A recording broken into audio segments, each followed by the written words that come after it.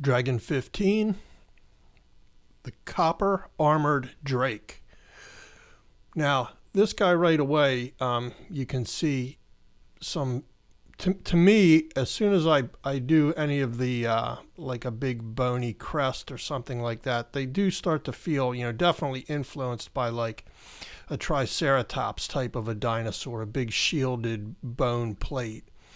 Of course, the beak is different and the jaw, and there's other changes, but I always loved them as a kid. They were one of my favorite dinosaurs. So, I don't apologize for trying to work that in to my dragons as much as I can.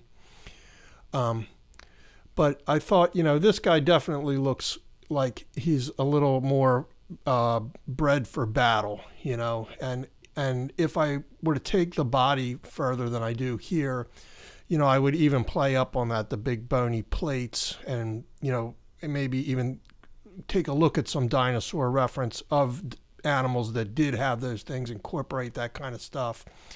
The spikes, very, very defensive type of, capability, but also, with a very aggressive look too. So,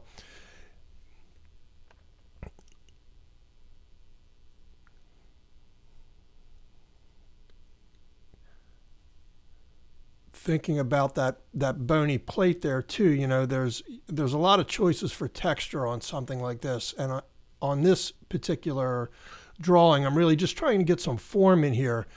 But I probably, I don't want to go with, the bone texture is a little different. It's almost like painting rock, I guess you could say. So there's these little indentations and stuff, but the way bone grows, has so much more of a, I don't know, there seems to be little, roundness, almost a sense of muscle, although that's not what it is, but it suggests those kind of forms, which I always think is interesting. But again, here now on this guy, the big bony plate would of course throw a shadow down onto the shoulders. And, being a drake, he's a wingless dragon. Now I started to draw him as, an animal that would be down on all fours. But again, that could change too, to create something even a little different, but have a similar anatomy to the head, which is really the thing I focused on in this particular drawing, and in most of these for that matter.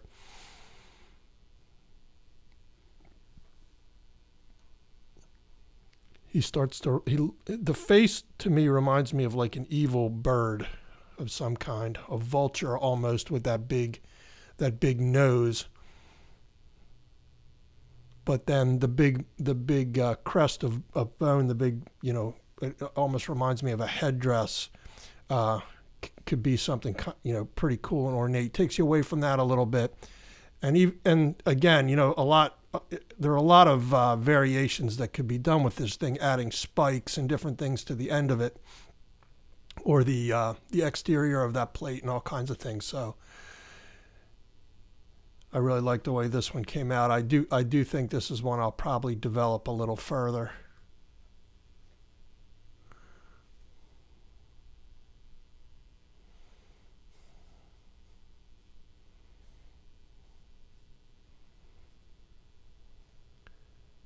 Anytime I draw the tongue hanging out like that, I always hear the sounds in my head, the pew pew sounds, the sound effect sounds of the 70s and 80s. Of course, this is the screaming sound, the screaming elephant lion sound.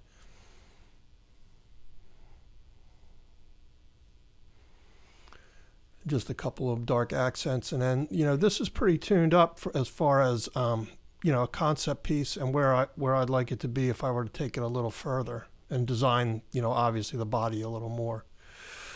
So there we go, the Copper Armored Drake.